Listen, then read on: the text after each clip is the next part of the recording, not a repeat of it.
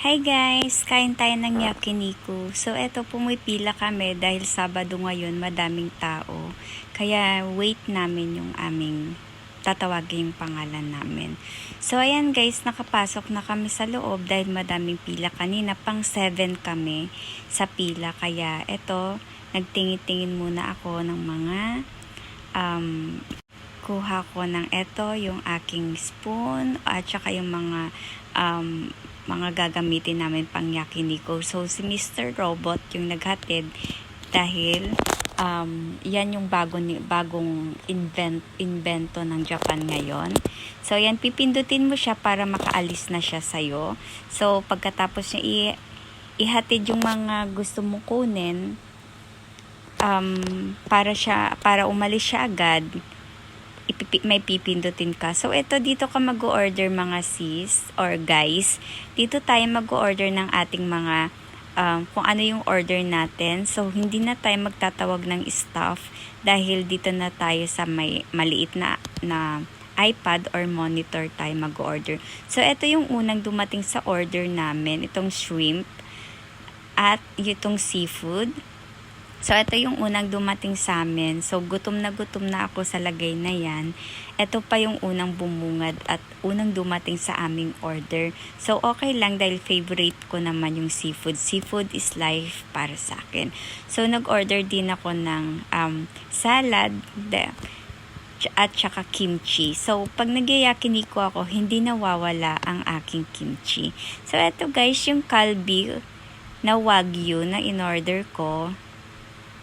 Si Mr. Robot ulit yung naghatid. So, eto yung mga in-order namin. So, ngayon lang ulit ako kakain ng yakiniku. Pero, konti lang yung makakain ko ngayon dahil hindi pa ako masyadong makakain dahil kakagaling ko lang ng aksidente.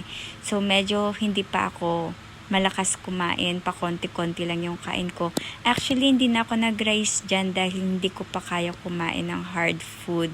So, dahil gusto ko lang kumain ng yakiniku, pinagbigyan lang ako na kumain. Pero konti lang yung kakainin ko dyan. So, eto na guys, ang kinuha ko palang inumin ko is Coke or Coca-Cola. Dahil mas masarap uminom ng Coca-Cola pag yakiniku yung kakainin mo. Actually, pwede din naman sa alak. Kaso hindi pa ako pwedeng uminom ng alak dahil umiinom pa ako ng gamot na antibiotic. So, eto guys, ang dami kong kinakain ngayon. So, mamaya, hindi ko alam kung mauubos ko agad lahat or mauubos ba namin lahat yung aming in-order kanina. So, ayan guys. So, isang kamay lang yung gumagana sa akin. Kaya hindi ko mabalat-balatan yung aking shrimp. So, fast forward guys.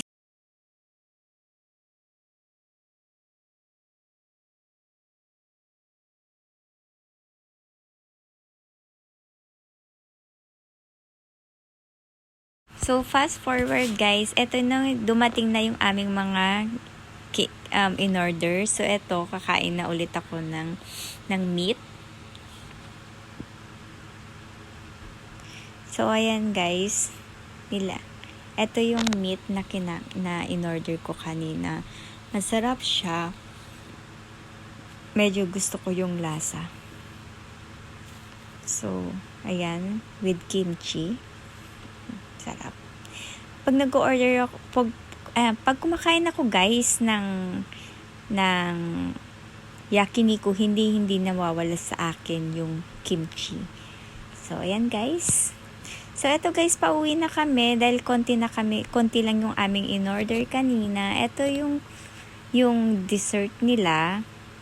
So, may mga cakes, may ice cream na pwede kang maglagay sa tops at saka may soft cream naman sa loob.